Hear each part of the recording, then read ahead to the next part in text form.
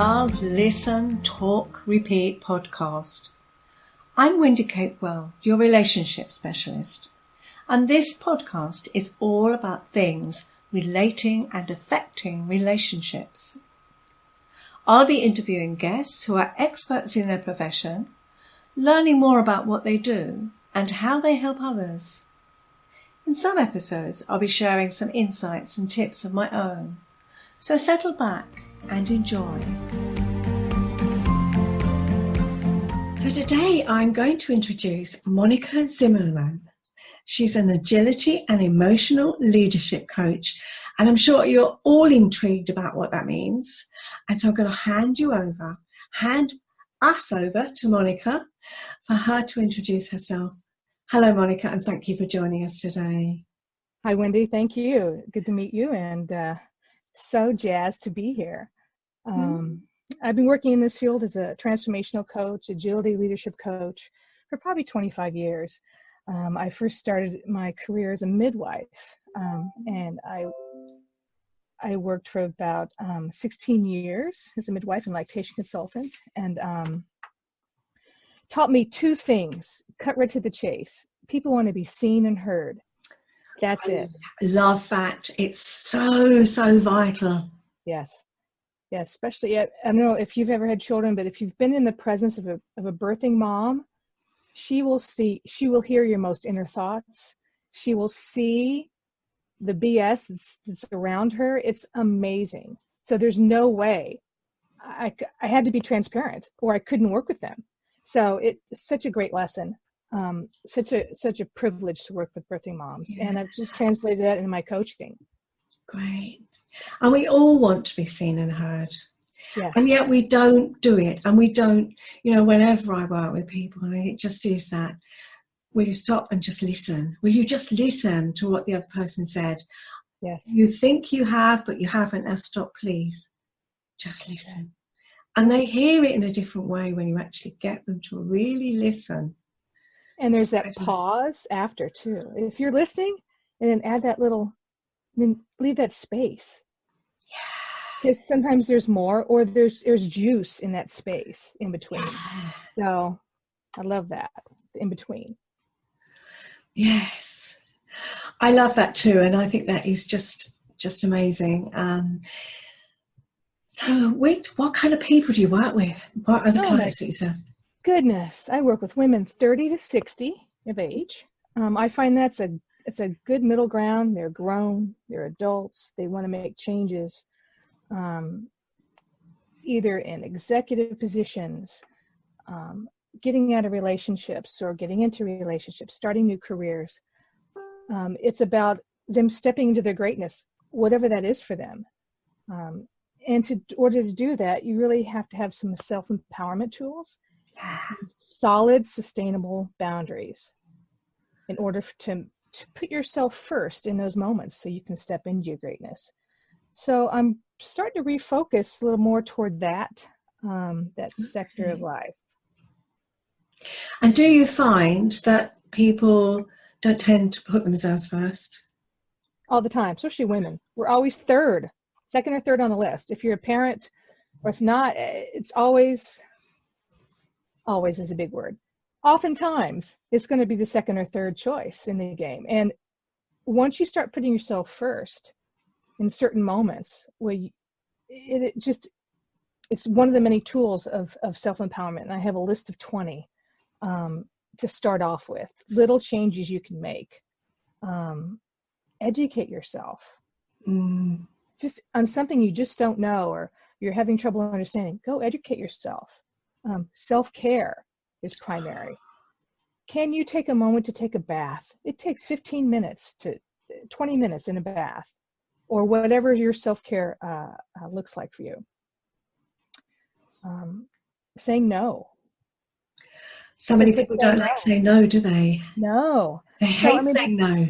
Oh my gosh, because I don't want to hurt their feelings. I don't want to da-da-da-da. And no is no. You may not like me. People might not like me if I say no. Yes. No to you. Someone said this once, no to you means yes to myself. Certain situations, you say no to someone else, you're actually saying yes to yourself. So again, another tool for self-empowerment, which they sort of go hand in hand. You have it's like a seesaw. You have boundaries on one hand, self-empowerment on the other, and they kind of feed each other, which is great. Yeah. Yeah. So all these women, as you say, they're all ripe and ready to make changes in their lives. Yeah. Yeah.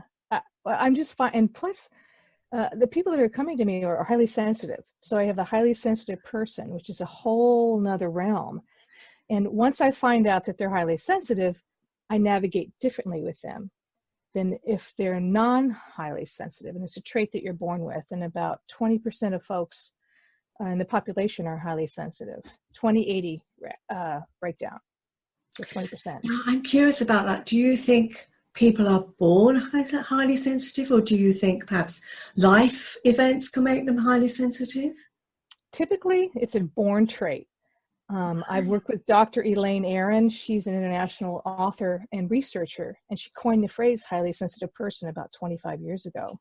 Okay. And she has several books on the market, and she's requested to speak all over. It's amazing. People just can't get enough. Once you realize, oh my gosh, I'm not my emotions are good to have. They're acceptable. They're appropriate because they're mine, and I'm highly sensitive. So I'm more sensitive to light or tactile sensitivities or foods or emotions. I'm a deep thinker. I'm easily stimulated by subtle stimuli. I'm empathetic. And I'm sensitive to just environments. Have you ever met anyone who goes in a room and they can feel the energy in the room? And sometimes they won't go into certain areas of the room because it's too much, overwhelming. Okay. So, but it is a born trait. Right. 20% have, and oftentimes introvert is connected to highly sensitivity. However, I'm an extrovert, which I'm like a small percentage of that 20%. So I get confused all the time. They're like, you're not an introvert? How can you be highly? Well, let me just tell you my list of things. So I use it as a superpower, Wendy. It's a superpower. And once we realize that we have this innate ability to see what's ahead, that's why we were the shamans. We were the priests. Yeah. We were the leaders. And it goes back to women in the 30 to 60 range with their sort of their rise to stardom because they're great leaders. They use emotional intelligence. They access all their sensibilities to mold their group and their departments and their organizations. So it's a great skill. It's a great trait. And once we can realize it's a superpower to be used to save the world, we're good to go. So I'm very passionate about it. I can hear it. I can absolutely hear it oozing out of you. I mean, yes. Yeah. And I think I was I'm thinking about that because I'm a sensitive person, but not to the degree that you're talking about. There's different stages. Yeah, I'm sensitive, but people accuse me of taking things too personally, right? Mm-hmm. So, and that's because I'm sensitive to the way people behave. I'm sensitive to people's emotions. I'm sensitive to atmospheres, not necessarily surroundings. But the reason I asked you if you believed it was because if we were born with it, is for me, it was because mine came from being a child in a family where I had to walk on eggshells. Mm-hmm. So my antennae were constantly up. It was that constant, what mood are one of them going to be in? Yes. So that's the reason I asked you. So I hear what you're saying. Some people are very much born with it. But for me, it developed because it was my survival.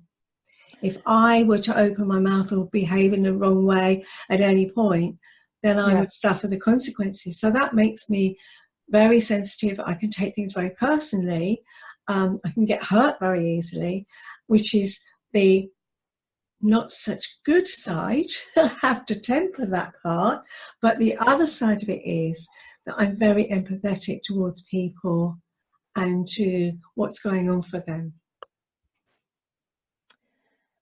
So if you were not a sensitive being as a little wee one, you wouldn't have picked up on all the different changes in climate in your house.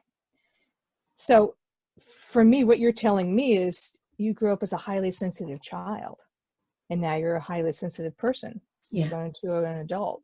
So that doesn't change. Like it's a research has found it's a born trait. Chemically in your brain, we have that's what Dr. Aaron has done such great work. And there's a movie called, not to get off the topic, but there's a movie called Sensitive, and it just lays it out. You can order it online. It's $5. And it talks about all the work she's done. And there's a new one coming out called Sensitive in Love.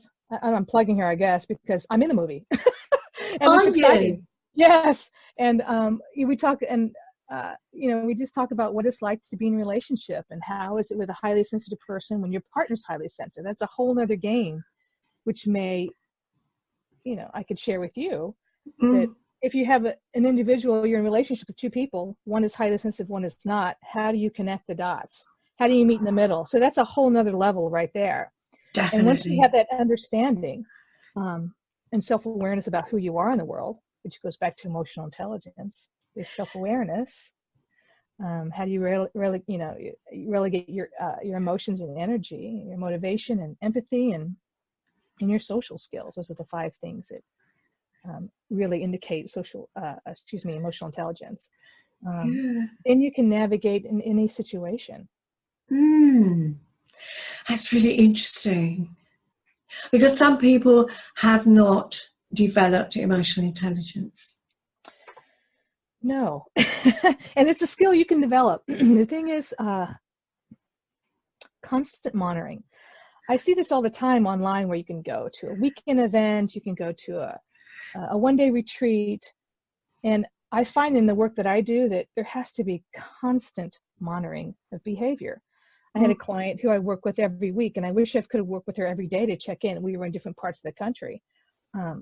It's just, what did you do in the situation? How was that impactful? And she was a highly sensitive individual. So that was, once I, again, found that information, I was able to navigate a different way in terms of how I speak to her, her sensitivity. So it goes a long way with a highly sensitive person. I grew up in a family where one look across the room, and that was enough for me. That got my attention, and I sat up a little straighter. So, again, it's a skill that you can learn. It's constant mentoring. I like to work with people 3 to 6 months. If you really want to raise your emotional intelligence, which is proven that 15 to 20%, Daniel Goleman, in his book he wrote in 1995, Emotional Intelligence, which kind of started the whole ball rolling this way. He talks about increasing your fiscal success in business by having, the CEOs, the executive suite, middle management with a higher emotional intelligence than those managers that do not have a high level of emotional intelligence. You just really increase your revenue, because they're mindful leaders, they're awake, they're present, they listen, they see you and they hear you, basically. Yeah. Fascinating. So I'm going to ask you, what was one of the lowest points in your life? Well, because that's happened to all of us, and I'm curious what happened to you. How did you deal with it as well? Well, years ago, I would say 25 years ago, my parents have both passed, bless their hearts and bless their souls. I love them dearly, and they're both alcoholics. I grew up in an alcoholic home. Okay. I walked on eggshells, much like you mentioned earlier. Every day I didn't know what was going to happen. Today was a new day. Are we going to be happy today? Are they going to be this kind of mood? Are they going to be raging? I just didn't know. And I grew up as a child like that. And again, survivor skills, much like you had talked about, of how to navigate each moment, because it changes. Yeah. And to be on my toes and have my antennas up. My late 20s, I got to the point where I was done. I had reached my edge. And for me, that means I've reached my edge of change for myself. I've gotten to the very last point where I need to either jump into something different or fall into the same pattern. And I preferred to jump. I chose that path. So I wrote them a long letter. Back then we wrote letters. that was our texting, right? The letters. And I explained to them that it is not okay, and stood up for myself. And I cut all ties with them.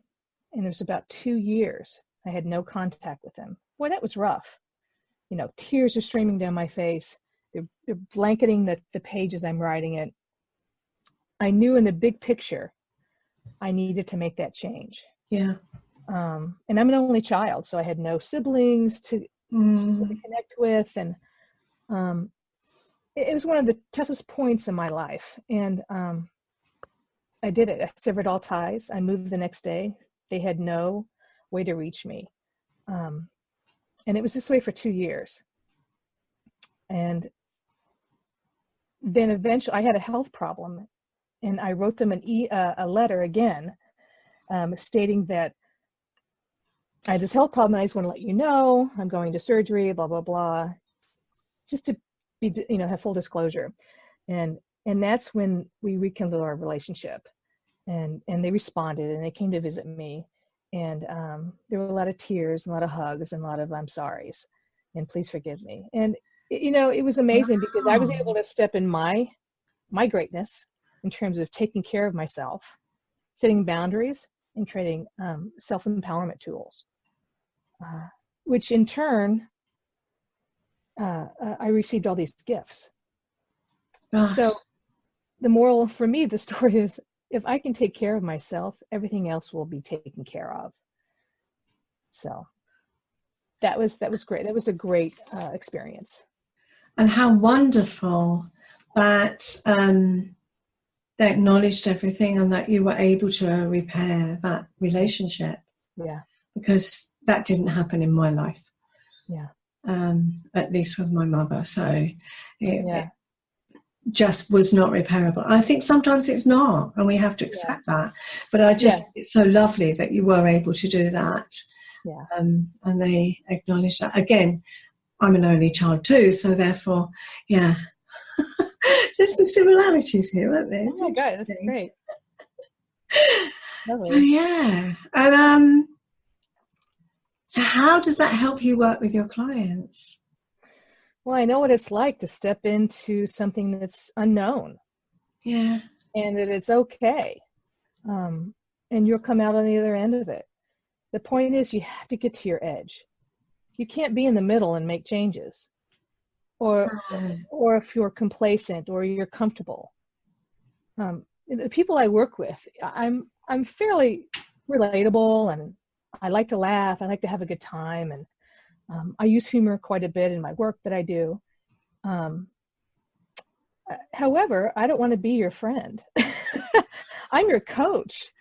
Yes. I'm your one that says, hey, what's up with this? I'm the BS reader. In kindness and compassion, I will call you on something you said you want to be called upon to change. So as long as we have those two things in play, it's great working with the clients that I have. And highly sensitive women have the most superpower. They just do. And I want to remind them every day that it's a superpower. If you choose to tap into it, you're born with it. You can change the world. You can change the climate of the room just by walking in the room. And those are the simple things that become big. And I just truly believe it. And I love working with the group that I work with, and just seeing people, just shining light on people and seeing them grow. It's fantastic. It is, isn't it? Yes, it is, really. Yeah, I would totally agree with you. I have to say, when you see that change, however subtle, whatever it is, my heart sings. Yes. I would say I have the best job in the world. Yes, absolutely. It's just incredible just to see somebody have that realization, or acknowledgement or just deciding that they want to make a change. It's just, and what I love is quite often is that you may plant that seed for them, and then several weeks later they'll come back and they'll say, I had this really light bulb moment, and they repeat it back to you, and it's like, yeah, isn't that amazing? It's funny how that works. I know. And sometimes they'll say something and I know we had that conversation, but they have forgotten, and they'll say it, and I'm like, oh, that's great. Yes, it doesn't matter where it comes from. No, this is not about me. It's about the work that we're doing. And but I just love that when they say, so great. When they come back and they have that yes, this came to me. Like, yeah, really. Oh wow. That is awesome, isn't it? Because it has to come from the person anyway. Whatever we say, we learn. We have to make mistakes to learn, and it has to come from within. You can't do it from somebody else. You can be told forever, but you're never going to do it unless it's coming from within you, can you? Yeah. Well, their insights are theirs, and as long as you can claim those insights that you have for yourself, absolutely.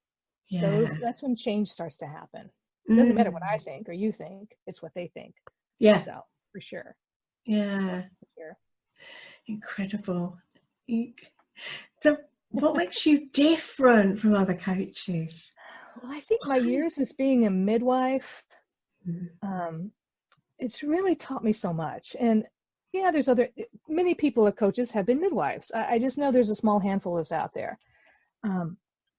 I just can see stuff. It's that highly sensitivity. I use it as a superpower. I don't go to the mountains and shout it from the tops of the mountains. I use it in my daily life. I navigate. I feel like I want to raise everybody up. I want to raise myself up. I want to raise the bar. How can I do that on a global scale? I'm here to serve. Like how can I impact 1 million women in the next 5 years? That's part of my goal. Like how can I make this happen? So I'm present. I'm here. I'm transparent. What you see is what you get. And I'm the biggest cheerleader for those that want to succeed and move into their greatness. So I think that sets me apart. Yeah. I could just hear your passion, as I said before. It really does. It really comes out of you. Passionate. It's funny, my partner sometimes says, okay, tone it down. I said, I can't tone it down. It's the light I have. And I'm not going to tone it down. And if it's too bright, let's get you some sunglasses. I'm not going to turn it down. It's not going to happen. So that's that. Love it, love it, love it. So what kind of results do you get? The results I get sometimes are super subtle. I'll have a conversation and there's that pregnant pause, as we say, or that in between, or the juicy spots in between the conversation, where there's silence. And I know they're taking in and going deep. Those little subtle movement of the needle are the results I like to see. And that eventually turns into the big bang theory, if you will, or the big moves. But it's those little moments that make up the big moments. And if I can see a string of those, which my clients represent, and I'm just amazed how I'll say one thing and I think, oh, it has nothing to do with what we're talking about, or it's off the cuff, or a story I had shared with them. And then there's that silence. And like, oh, something's brewing. So those are the moments I know that there's success in what I'm doing and how we're working together. Yeah. So I find that to be immeasurable. And people stepping into the power and saying, yes, I did break up with that person because they didn't treat me with respect. I was using him as a crutch. It was sucking my soul dry. Those are quotes. And so I know that I'm doing the work I'm supposed to be doing. When I hear those things, like, okay, I'm on the right track. So Typically, how long do you work with clients? Is there a typical time, or does it vary a lot? It varies. Sometimes we'll have the first coach session typically is about, I block 2 hours of my time. Okay. I know a lot of people will say, I'll give you half an hour of this, an hour of this, 15 minutes of this. I'm here to serve. So I'm going to give you the full meal deal in the first round. So I'm going to block off 2 hours of my time. Will we use 2 hours? Who knows? But I have that time set aside. And we try to go deep. I try to go deep. Let's get to it. You're here. I'm available. Let's just get to it and see how far we can go and see if there's a match. There has to be a match on some level where we connect. Definitely. I mean, not everyone can work with everyone. So if there's a match and we see there's a future in doing good work together, then we're off to the races. And there's a 1 month, 3 months, 6, and then a year. I figure if you're going to go to 6, you might as well go to 12 months. Skip the 9. Okay. So make that commitment, jump in so you can jump out, as it were. So that's typically what we do here. Okay. Yeah, because I find that everybody I talk to, if they're coaches, therapists, whatever, they all have a different way of working. And I'm always intrigued as to how people work, and how long and so on, because I think sometimes I get people who are so impatient and I want this all sorted out so quickly.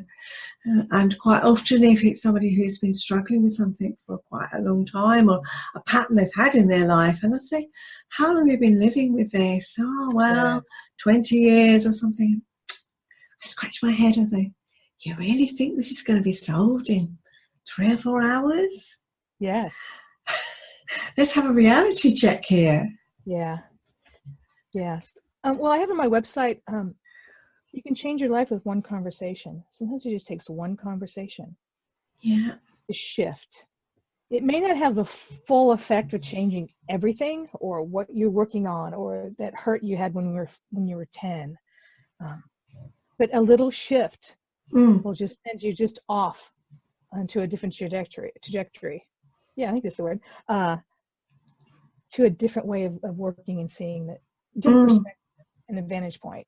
So sometimes those one conversations come out in a 2-hour time frame, and sometimes they don't. It just you see what unfolds is really what we do. Just we see what unfolds. Yeah, I often look at it as maybe I'm peeling an onion, or sometimes I'm unfurling a flower. I think is a nicer way, as that bud kind of opens up. But it just is layer upon layer. But I think with an onion, although it's got that tough exterior and you've got to get through that first, but as you get closer to the center, it's that tenderness and that sensitive part that is just so delicate. And so sometimes I think the onion is quite a good analogy, although it's not as pretty as a rosebud or something. Well, and tears oftentimes follow. Yeah. Because onion makes me cry, so I like that analogy because tears are the gate to your heart. So yeah, I love it. Intriguing, and it's just so lovely. It's just that whole the whole kind of thing of that unfurling or discovering and so on. So I see that you also say you're as a relationship coach. So do you work with couples or do you work with individuals? I know you said you work with women 30 to 60, but is that around? Tell me a bit more about that. I typically work with women, age 30, 60 as well, in relationships. And it's interesting because the same principles apply. Self-empowerment and boundaries. You can apply that at work. You can apply that in your relationship. You can apply that at the grocery store. It fits in all parts of your life. So, I just find it important that as women, we empower ourselves to make the best choices possible for our lives. And what part of our lives are we talking about? So if we're in a relationship with ourselves even. Yeah, I think the first relationship we're in is the one with ourselves. Exactly. I mean, one of the first things that I ask my clients that, again, have had this thing of 20 years of this same sort of theme. Sometimes I'll just jump right in with the hard question, a deep, like, wow, get their attention question of who are you going to forgive and why? And what 3 things can you forgive yourself for right now? Man, I do the same exercises. I mean, when I work with my client, I as well do. So I thought of, a couple of things, and I just started crying. It's like, well, how can I ask them something that I haven't asked myself? So, as a transformational coach, an agility coach, a leadership coach, a relationship coach, if I don't constantly keep working on myself, how can I ask my clients to keep working on themselves? So it's a tricky situation, and I love the work, and I love self-discovery. So I agree with you. I think once we have the relationship with ourselves in the right place, or we're working on it and we're getting there, then the rest of it doesn't matter who you have the relationship with, or who the same principle follows, like you say, boundaries and being able to say no, and being compassionate, all of the stuff that and empowering yourself. I think it follows, as you say, wherever you are. Yes, it's absolutely. Yeah. So I just, again, the people that come to me, women and highly sensitive people, I notice are the ones that keep showing up at my door. And I love the group because I'm a female and I'm highly sensitive, so I can speak on that. First person. Anyway, so it's a fabulous way to be, and I'm blessed and grateful to be in this position to share whatever I have with people. Want to listen. So you started Rebirth with babies and bringing them into the life, and now you're encouraging women to be reborn into their lives. And isn't that magical? Isn't that just magical? It really is. I mean, just to see the transformation is like, oh my gosh. Yeah, it's amazing. It's just amazing. And it's a privilege. I mean, it's just, for me, it's just a privilege, 100%, to watch someone grow and stand in their power. Oof, I get chills. Good stuff. Yeah, I do get it. Yeah, there are times when I do dance around the room when a client's left, but there are times when I feel it quite heavy, but there are times when that magical moment and you just want to just dance around the room, and you're so thrilled for them that they are making the changes that they want in their lives. Yes, absolutely. Or something's just clicked. Oh, okay. Or no, I don't need to be in that relationship anymore, or I don't need to be treated like that. I can stand up for myself. I can, whatever those things are. Yeah, it's okay to be alone. Like that's the biggest thing is, what would it be like if you were alone?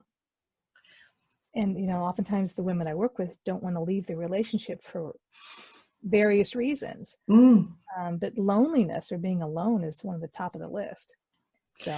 Yes, and so they will settle for something that is really toxic, abusive, rather than being alone, because that's more scary. Yeah. And that's sad. Interesting. Yeah. Well, we're here, Wendy. You and I are here to change that. We are. That's what we're doing. Absolutely. So. Is there anything I haven't asked you that you really feel that you want to say? Is there something I've missed, and that I really need to say that because I want you to say it before you go? We finish and you go, I wish I'd said that. Well, you really didn't ask my favorite color, which is blue. Thanks for asking. Right. Lovely. No, you've covered everything. I appreciate it. I think we've covered a lot today in a short amount of time. We have, haven't we? I think we could cover a lot more in a lot more depth, but I think we've covered a lot. I think we've gone over the surface with stuff, so maybe we need to meet again. It's just been an absolute delight. It's been lovely speaking with you. And I want to also say that if people are participating in your podcast series and watching this on YouTube, if they reach out to me at monicathecoach.com Okay, great. and say, I saw you on Wendy, then I'm going to give 2 free sessions for them. Oh, brilliant. Okay, so I'm happy to offer that because it's about starting the ball, getting it rolling. Yeah. And it's just making those little steps to make big steps. Oh, that's really generous of you. Thank you. My pleasure. I'm happy to do it. It's a pleasure. Yeah, and it is. The fact doesn't matter where anyone is in the world, because you and I are opposite ends of the pond. Yes, we are. We're kind of you're in the US and I'm in the UK, and yes, we're chatting like we're always in the same room. Not quite, but almost. And it's just, the world is shrinking, isn't it? There are no blocks anymore, and I just love that. It is so fantastic. It is, isn't it? Yes. So that's the best way to get in touch with you, on your website, monicathecoach.com. Yes, I'm on Instagram at Monica the Coach. Okay. LinkedIn, Monica the Coach, but Facebook, Monica the Coach. I guess I'm Monica the Coach. Clearly. Okay. And all that your contact details will be in the show notes, but it's fantastic. Useful for those people that maybe are listening and they're, I haven't got access to seeing everything, but they can just remember Monica the Coach. That's so easy to remember. MONICA. Yes. So that's it. Thank you. Brilliant. I've really enjoyed today. It's been such a delight chatting to you, and the fact that we've only just met, and that seems really strange as well, doesn't it? Like we've known each other for years, Wendy. Seriously, it's great. I know, and that's what I love about social media, because that's how we connected. Yes, it is. And people knock social media so much, and they say, oh, it's such a bad place, and it's a waste of time, and it just creates problems. And yet, actually, I have met the most amazing people just through social media, and it's me too. It's just such a delight. So thank you so much for being our guest today. My pleasure. It's a great honor. Yeah, thank you. You take care, and I hope we speak again. Sure will. Take care. Bye-bye. Bye. So you can find all the information about this show in the show notes. And you can find lots more on my website, www.yourrelationshipspecialist.co.uk, including the link to my podcasts. And you can also sign up on my newsletter, which has lots more tips and offers. So until next time, bye for now.